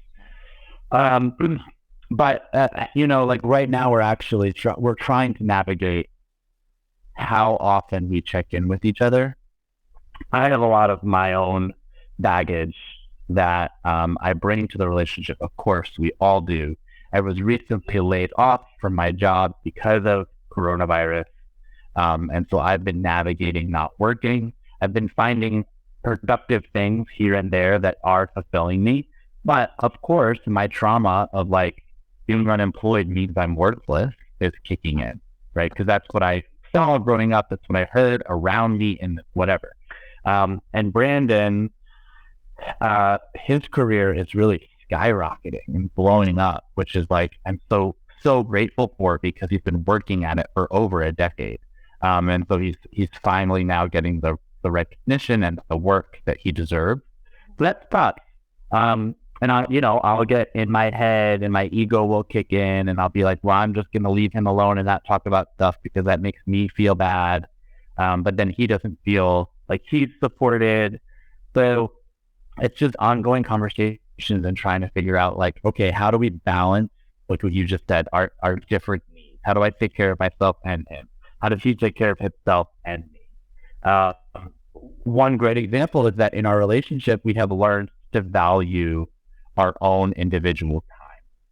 So right now, Brandon's on a solo vacation trip in Palm Springs. He took himself for 5 days. It's just him and himself and books and TV and whatever. He's just enjoying time with himself. He's going to do whatever he wants to do, which means I'm also at home by myself. I get my time. And we are learning that is essential, especially right now during coronavirus. And that we have the privilege and the ability to do that is just wonderful because the old ways of thinking and working, it's not going to work right now. Like I used to want to be around Brandon constantly. Like, if he wanted to go hang out with friends at night, I'd be like, what? Here he goes, you're never hanging out with me. Yeah. I have codependency, and he's fiercely independent. But now that I see him literally all day, every day in the house, he's working from home. It's like, yeah, please go take yourself on a vacation, because I also need some time with myself. So I think to answer your question, the short way is learning how to take care of ourselves enough so that we can show up for our partner the way that they need it when they need it. Because, yeah, Brandon, he's dealing with a lot. He's dealing with more than anyone should have to. And so I need to make sure that I am his safe place and I'm taking care of him. And I'm sure that's important to him for you as well. You know, you guys are, I love watching your relationship. And again, I always feel so grateful for how much you are willing to share with us, even on Instagram. I love it. And I am hearing a few important things. One, first and foremost, is like, we got to take care of ourselves. If we're not taking care of ourselves, it is virtually impossible to take care of each other. So first and foremost is like this slowing down, this understanding, what do I actually need? What is actually bothering me? And what can I do to take care of myself so that I'm not putting that additionally onto my partner, who would never be able to do it for me anyway. Right. You know, that's one thing. Another thing, and they're kind of like the same thing, these next two, it's like taking ourselves out of the box of what it looks like to be in a healthy relationship. Yeah. Because it's that codependency is such a pervasive thing in our society that like we should want to be together all the time. You and I were talking about this, about my relationship before we started the recording. It's like, hey, maybe it would be great if instead of making sure I'm home on my significant other's breaks, that I make sure I'm gone so that he has some time by himself. And like, quiet time alone is great. And, you know, just a little nudge to like, there doesn't have to be a box. You know, you could be in a loving relationship and not even live together. You can be that many different kinds of relationships. Look in a way. That is the biggest lesson that I continue to learn through my relationship with Brandon, my partnership with Brandon, because I am a byproduct of all the shoulds that exist. Like, my relationship should look like this. We should be doing that together. If we're in love, it should be like this. And it's like, none of that is real. You have to figure out what works for you and for your partner. And sometimes even be willing to go there and accept that what you think works for you doesn't actually work for you. Or what you think you need, maybe it's a nice to have, not a must have. Yeah. Yeah. I'm sure that we can all identify things that we're doing in our relationships that have become the standard, like the baseline, the go-to, that we were just, it was painted as such a normal piece of life that it's just gone unquestioned. Yes. One of those things for me is realizing how much housework I take on, and just like the standard, like, you know, different types of things like that. Yeah. And I won't go on, but. No, but it's a lot. It sure is a lot. And I'll also just say, like, I've also had to, like, Brandon and I are not supposed to be in a partnership. Like, gay marriage is fairly new. Interracial marriage is still fairly new. Yeah. So I think we really intentionally, that's why we like to be public about it, because we want to give other people permission. We want to be a representation for a love that can exist that we often don't get to see. Yeah. I mean, growing up, I never got to see an interracial gay couple. Never heard of it. Married couple, absolutely not. So I think it's super important to us, and this is central to part of this is central to Brandon's mission. Is like he works in the entertainment industry, and it is his intention to make sure that people can see themselves in the actors and actresses, the roles and the stories, and who's in control and all of that in the entertainment world, because we are deeply affected by media and what we see, whether it's social media or TV or movies or whatever.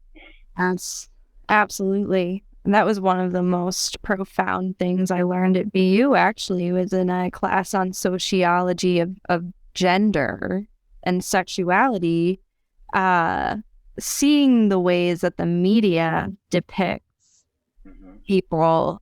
And it's one of those things, like, once you see it, you can't unsee it. It's everywhere. Yep.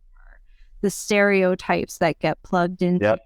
And then sometimes you can tell when you're looking, you can see like, oh, they're trying to do something here, but it's like kind of missing the mark, you know, or not. Sometimes it's beautiful and great, but yeah, just important to be so aware.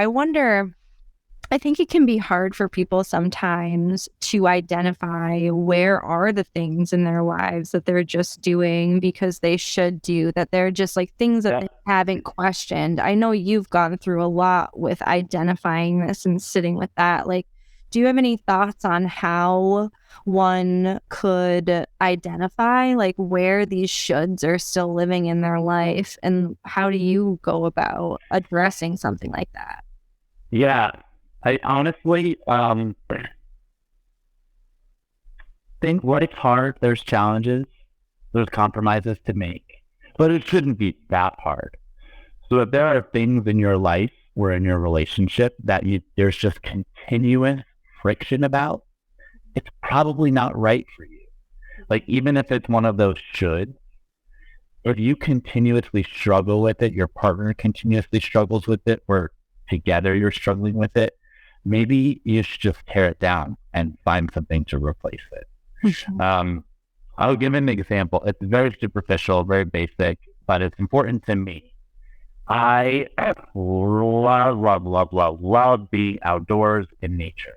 I love hiking. I love backpacking, camping, all the things. I grew up surrounded by nature. It's just very important to me, physically, spiritually, emotionally. Like, as Brandon says, it's my church.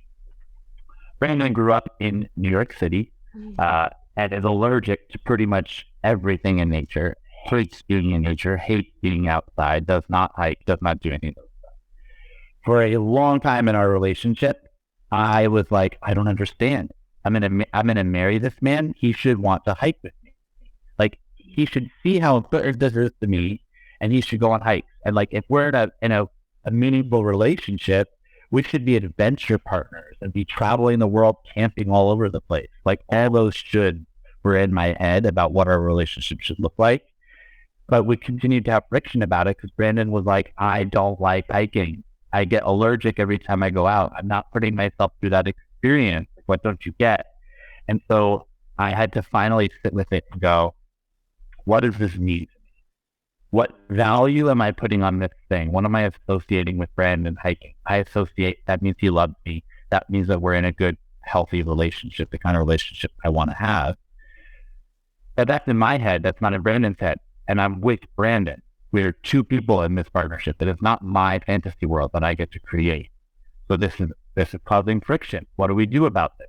Do I give up Brandon so that I can find somebody who hikes? That's no. Like, Brandon is the most important person in the world to me, and he fills me up in so many different ways that have nothing to do with hiking. So I'm not going to leave him for hiking. And that's what started to maybe chip away and to question these things that I think are deal breakers that aren't actually. It's just what I've like built up in my head to be a should. Yeah, totally. It speaks to a theme that I'm noticing, which is just this need to go deeper with ourselves and really get curious. Like, why do I feel the way that I do?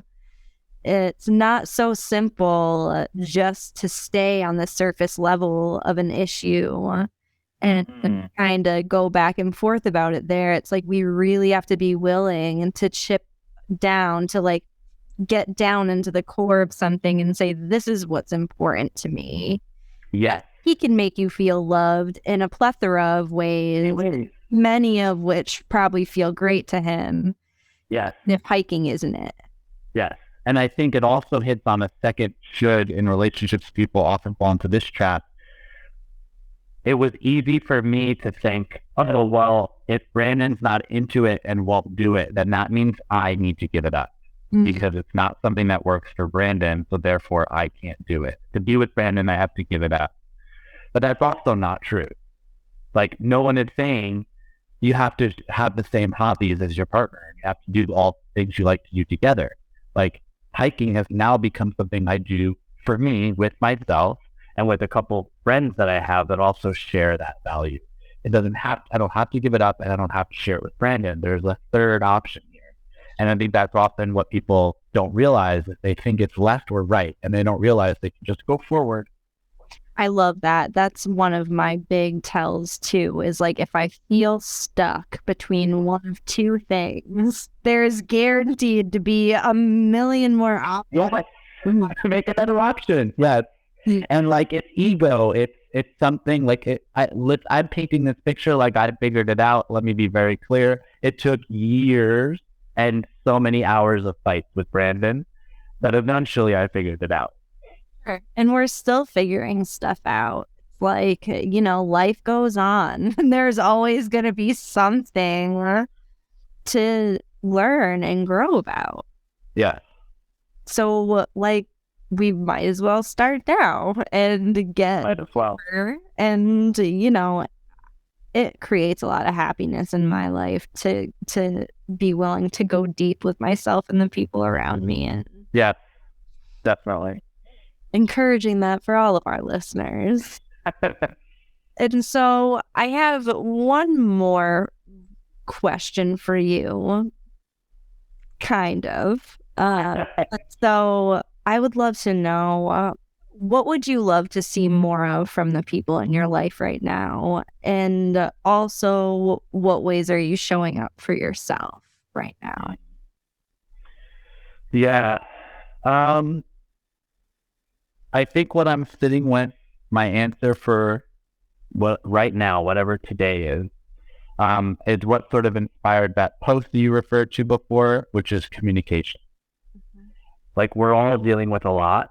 And I try to have a lot of empathy with people and what they're dealing with, but I can only have as much empathy as I know what's going on.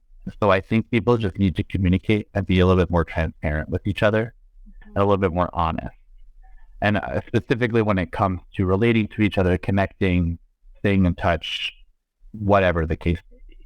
I am an extrovert, and I'm also an external processor, which means I do really, really well. I thrive when I am able to connect with other people, hang out with other people, talk to other people. Mm-hmm. I do really, really poorly when I'm by myself. I'm working on that. I'm trying to find the value in having time by myself, but I get a lot out of my friends. I'm like people in my community. That was my dog shaking his little head. He heard me say that. So I do. I need people. I need people to reach out. I need people to be available so that I can connect and reach out, so that I can process what I'm dealing with. But I also know that they're all dealing with their own things. And so I can't expect them to just be on call all the time. Mm-hmm. But I feel like I would like everybody to do a better job of being upfront and saying, look, I'm not in a good place right now, so I can't connect. But like, in a couple of days, reach out then. If I'm doing better, I would love to connect with you then. Instead of what I feel like is happening is a lot of just like forgotten text, flaking, ghosting, just not reaching out, not checking in. And it's like, I get where that comes from, but I worry about the consequences of that, because if we become too isolated and too detached from each other, we're only emotionally and psychologically going to start doing a lot worse as the months go on. Yeah, I completely agree with you. And emotional honesty is a phrase that's coming to mind. I really like. It's one of my kind of values, I guess. And so I can't help but weave it into everything I do, including this podcast. And I know I'm not sure what sequence of interviews this is likely will be released with the launch. So I talked a lot with Kenyon Hicks about this. His interview should also be available to you if you're listening. But emotional honesty, man, I couldn't agree with you more. Like, I really want to see and feel people opening up and being honest with each other. Yeah. And vulnerable experiences. Yeah. You know, because something that came to mind, it's like the conversation we had about people who might not be on the same page with us about Black Lives Matter, for instance, or anything really, but we'll just use that as an example. And the sad truth of it is, like, probably if somebody doesn't get Black Lives Matter, it's because it's not a priority to them, literally. Like, they, in their bandwidth, they haven't seen why that's so important yet. So they haven't spent enough time with it to see why it's important, because it's not a priority for them. But we don't know what, we assume that those other priorities are baloney. And to some extent, they're not an excuse. I don't want to make an excuse for people here, but just to know, like, somebody who you're in a, Facebook argument with, like, they could be caretaking for their ill spouse. They could have like kids with some kind of ability issues that they're dealing with. They could be dealing with a huge sickness or scare themselves, or like, all people have all kinds of things that are taking up their bandwidth.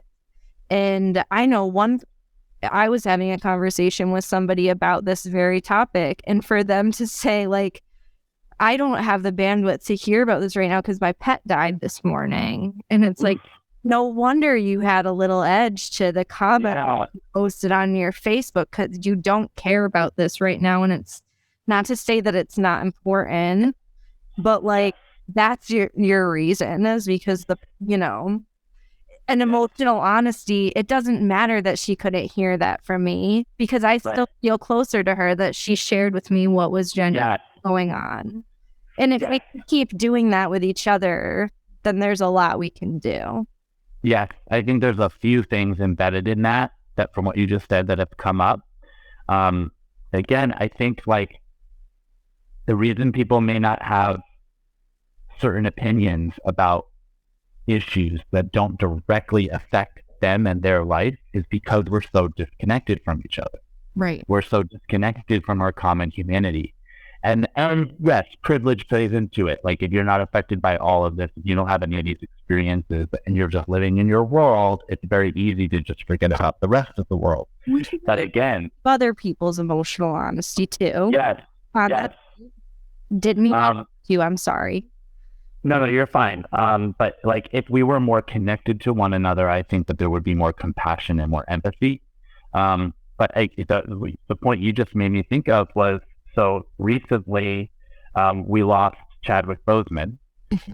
He was T'Challa from Black Panther, for anybody who may not know for some reason. But he was struggling. But he died from colon cancer, and he was struggling for years, and towards the end of his life, he started to lose a lot of weight. And the number of people on social media that would heckle him for losing weight, not knowing what he was going through. And it's like, there's two sides to this.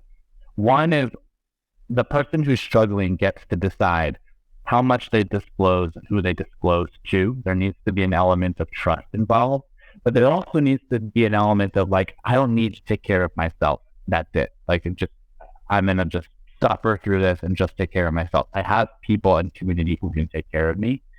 There also needs to be an element of, like, not assuming people are just fine and just feeling like we can say whatever comes to our mind without thinking, what is that person on the other end of this going through? And especially in the digital age that we're in, it is so easy to forget that there's a human being on the other end of this.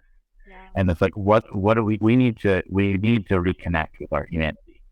Totally. Yes, it's so hard to know. And everybody, I would go on a limb here and say everyone is dealing with something. Something.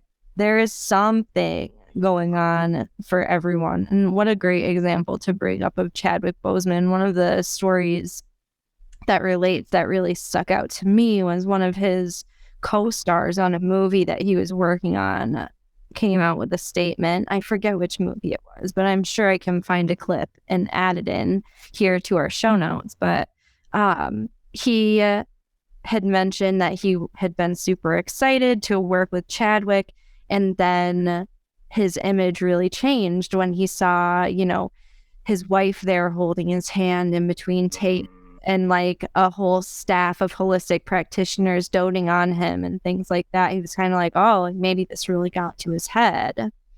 And, it shouldn't take a colon cancer diagnosis to be allowed to take care of ourselves that way if we need to. It shouldn't. Yeah, you just made me think of another example. I just watched a brilliant documentary called Robin's Wish. It's about Robin Williams.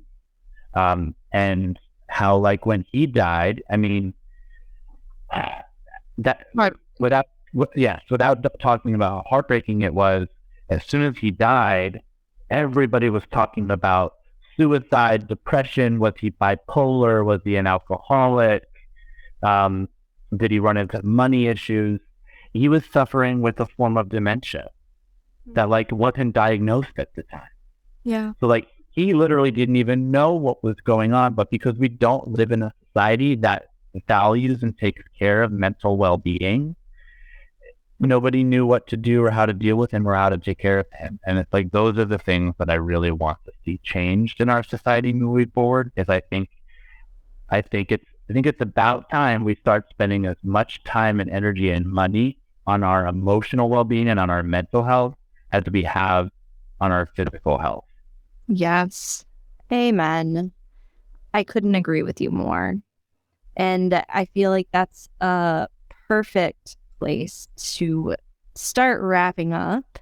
Ooh, but I do have a little extra surprise for you. Ooh. I would like to ask you some rapid fire questions that are just kind of like, basic, what would you call it? Like coffee talk. Okay. Talk about the weather, small talk. Not that we do a lot of talking about the weather, but now that we've actually on you, well, let's just get kind of playful here for a second. Let's do it. So let me know what comes to mind for these. I wonder, what is your morning drink? Coffee. How do you take your coffee? So I make it, I grind it, I grind my beans, and then I make it with a French press, and then I have sugar and I have milk, and I always drink it out of my Corey mug. I love mugs. Gosh. I literally like painted Corey's face on a mug, and it's my favorite thing ever. Oh my gosh, that is amazing. I love the Corey mug. That is, yeah. And I love how it's become this whole like pleasure, like ritual of It is. It's ritual. beans. Yeah. I dig that. What's your happy hour drink?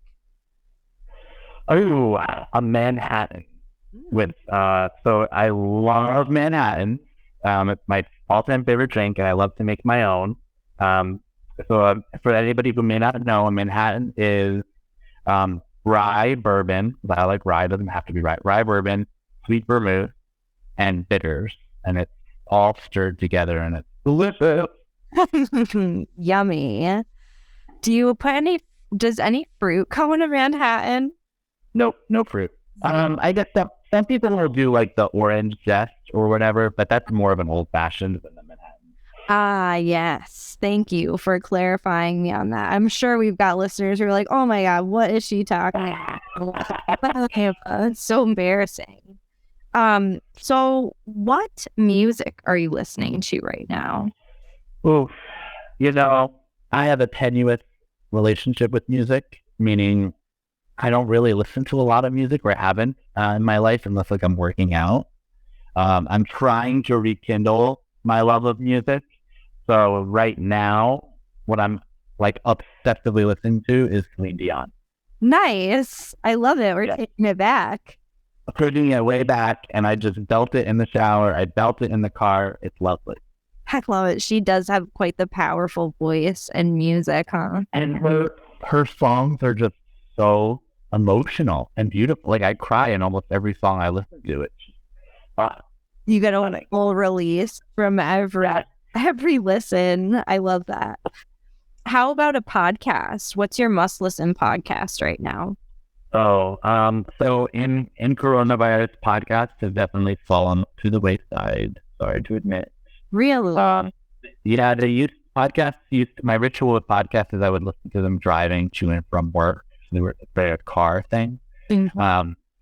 Because I struggle to like sit and listen and process while I'm like not doing anything. But that said, my favorite podcasts are Super Soul Sunday with Oprah, Okay. Unlocking Us with Brene Brown, and Where Should We Begin with Esther Perel. I love that.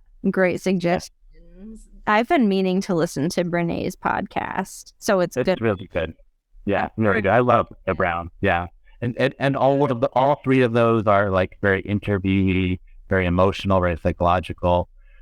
Esther Perel's Where She Begin is stunning. It's actually she's a therapist and she works with couples on their relationship. And so the recordings of couple therapy. It's beautiful. Esther is lovely. I love her. She's my hero. She's my role model. She's who I want to be when I grow up. Yeah. Have I told you about the workshop I attended with her and Terry Reed? No. We won't go into the story now, but maybe on the next episode, listeners, if they're interested, and definitely off the air, we'll talk about that. Yes, very off the air. And so, how about the best movie you've watched recently? Ooh, the best movie I've watched recently. Well, okay, so I just spoke about Robin's Wish, the documentary. But I'd say, forgive me if this becomes longer than you expected. It's okay. I've been doing some work on getting to know my heritage and my identity and my ancestors, which has led, I'm very Irish, which you and I have talked about before. And so that's just made me sort of dive into like Celtic history and like that kind of ancient world. And so I've been like obsessed with Lord of the Rings lately, just because I love a good fantasy. I love adventure and action, and it's just beautiful storytelling, like so much so that I just started rereading the books as well. That's amazing. I've actually never watched the full Lord of the Rings. Oh, you must. And you're encouraging me to do that. So true. It feels like literally like the same feeling I get when I eat ice cream, I get when I watch Lord of the Rings. Okay, let me get on that like this evening. That sounds. How about your favorite color? My favorite color right now is like a turquoise. I actually have my nails painted to a turquoise. Oh, color. Yeah. Turquoise. Cool. And this is a question that I want to ask everyone that I didn't actually get to in the interview with Ken, but I'm curious to know, do you have an alter ego, and what is their name? I do have an alter ego. His name is Travis. Okay. When I was a kid in my neighborhood, for whatever reason, the older kids were like, there was already a Matt in the neighborhood, so we're calling you Travis. That is sort of stuck with me. And so, he rarely comes out, but when he does, he's quite feisty. Nice. So he's kind of like your evil twin in a sense. He's like your... I don't know. He's just like a little more confident, doesn't have as many barriers or inhibitions, things like that. That I would definitely get into like too much trouble, but just like let things hold him back. Sure, he's like a personality that allows you to be even more confident in the world. Yes. I love this. It's a Beyonce and Sasha Fierce that Yes. inspired this question. Oh, wow. I was so curious. I'm like, I need to ask every single guest if they have. I love it. Thank you for sharing Travis with us. Of course. And my very final question for you is, do you have any words to live by that you would like to share with our listeners? Words to live by. I think what's coming up, because I could probably sit with this and come up with something that I'm trying to make beautiful, but what's coming up is what I said earlier in the podcast. So just like reiterate it. Get comfortable being uncomfortable. I think that if we can all start to embrace discomfort and realize that there's something to learn in the discomfort and that we'll be better off at the other end of it, we'd all be doing well. I could not agree more. I think that that's perfect advice for everyone at this time in our history. And thank you for sharing those words with us. Of course. Thank you for all of your questions, honey. This was so much fun. I loved it. Oh my gosh, I had a blast. And like I said a million times, I hope that you'll be a regular guest here. Oh, I would love it. This is really great.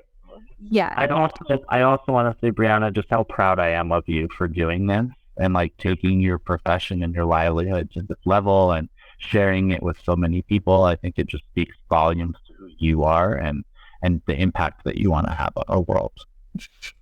I appreciate that so much. And it means the world to me to have you here next to me. We both move forward and do our thing in the world. I couldn't do it without you. And I am so proud to have you as one of the first guests of hopefully very guests on this podcast. So I really appreciate you being here.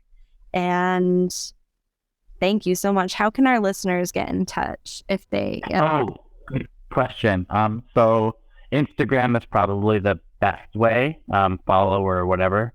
So my Instagram handle, and you'll put this in the notes, is at Maddie_Ray18. Beautiful. I'm sure that many people will want to connect with you. And if you don't want to connect with Matt, I don't know what you're even thinking. He is one of the... and that I know. So get on and check out.